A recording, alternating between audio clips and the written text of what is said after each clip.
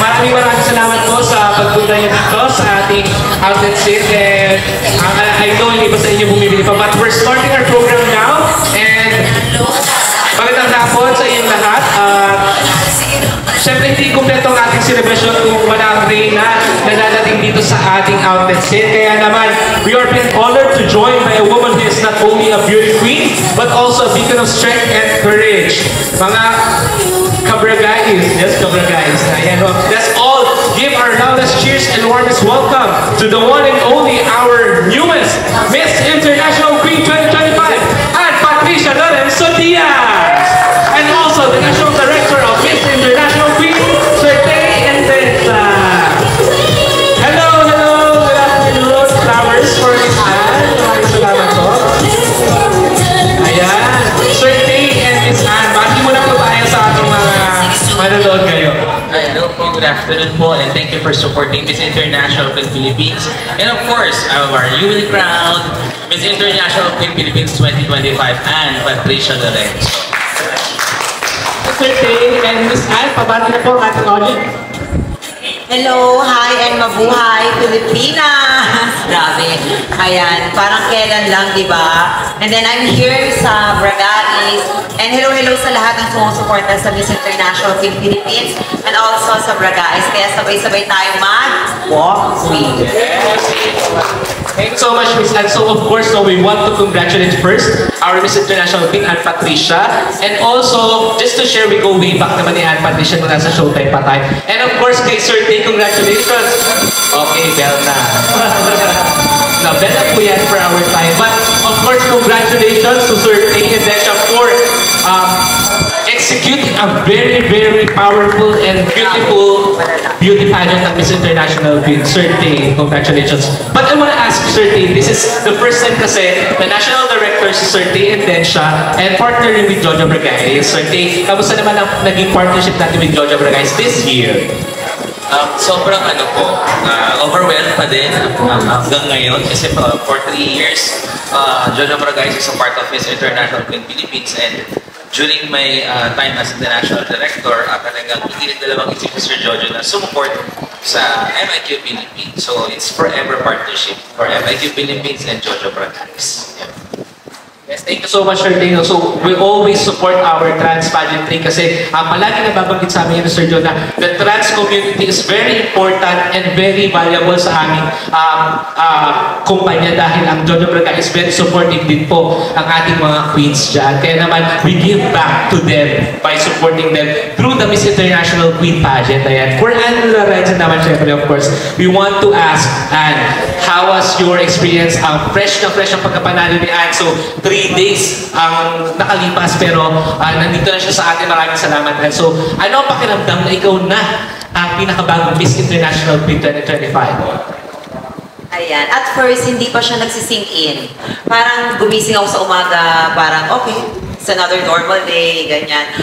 Pero unti-unti siya, day by day, nung nangyayari na yung mga dapat mangyari after all the activities, sponsors visit, and then kanina nag-charity works kami with Love Yourself sa Quezon City Jail.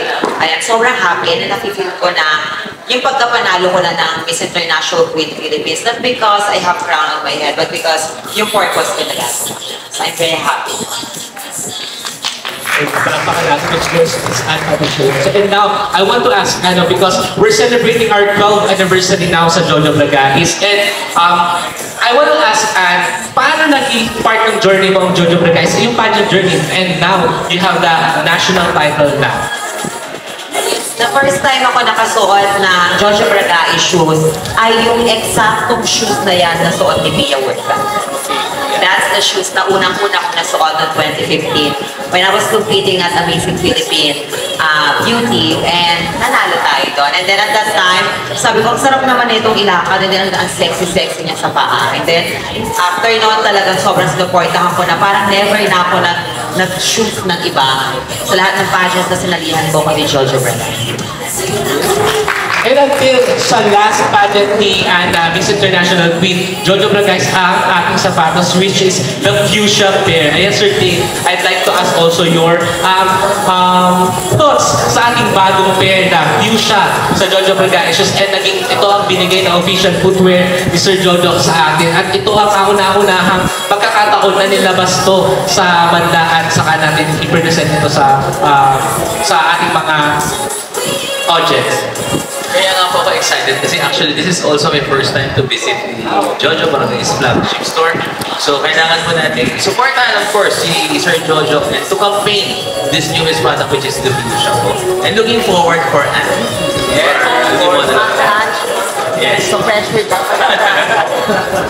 Yes, looking forward tayo sa tribute pair also ni Anne Patricia Lorenzo Diaz. And now, I'd like to ask also, kasi to share about the product natin na fuchsia, ayan, how was it wearing during your Miss International Queen pageant journey?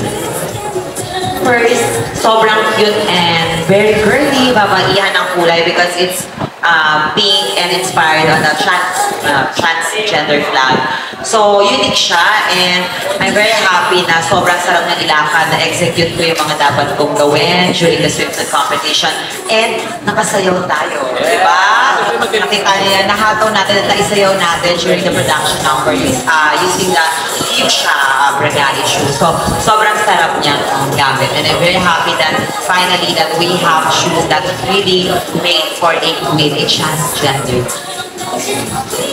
Kaya yun po, tuloy-tuloy pa rin ang suporta ng ating Jojo Bragais shoes sa inyong mga queens natin. And now, I'd like to invite everyone if you want to discover the new fuchsia pair. Nandito lang po sa site na to, nakasale din yan sa ating outlet sale. So, available if you want to try it, andyan po yan. So now, I'd like to ask to, ano mga aabangan namin kay Anne Patricia Lorenzo. Siguro, give us at least kung ano mga preparations mo na for Thailand and also certainly, ano ang mga pasabog natin gagawin sa mga paandar ni Anne. Siyempre, papunta sa Thailand na siguro unahin ko si Anne.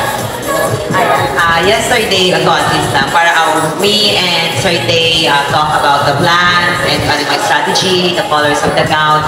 But of course, maganda kay Sir Tay is collaborative.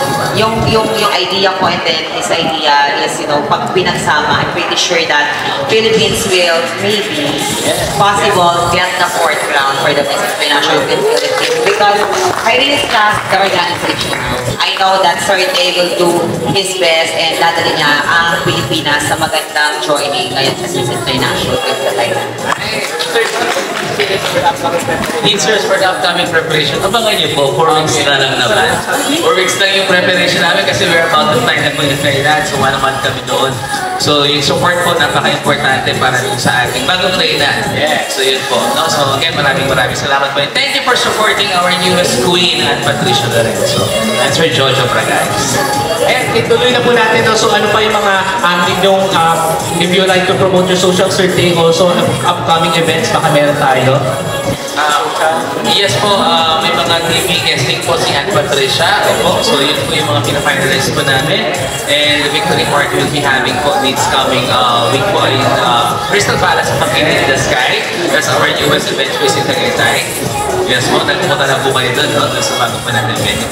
And a lot of activities, sobrang nabibisi po kami as of now. So namin ang schedules namin. So kaya po lahat po ginagawa po namin sa abot ng aming mga kaya na mapagkasya po namin sa loob ng isang yun po. Yun po, follow po natin yung Miss International Philippines page. Ayun po, nandun po yung mga updates natin sa mga upcoming activities and events ng ating bagong buhay na si Anne Patricia. So, yes, Hello. Ayan po. If you want to be updated po sa lahat ng ganap sa activities ko po sa Miss International Queen Philippines, just follow the Miss International Queen Philippines socials. In Facebook po, Miss International Queen Philippines. And also in Instagram, MIQPH Officials. Ayan. And also follow my personal account po, Anne Patricia Lorenzo Diaz, if you want some update po. Ayan. And also, Athena Crystal Palace po. I-follow nyo po. And also, Sir Tay and Densha po. Ayan.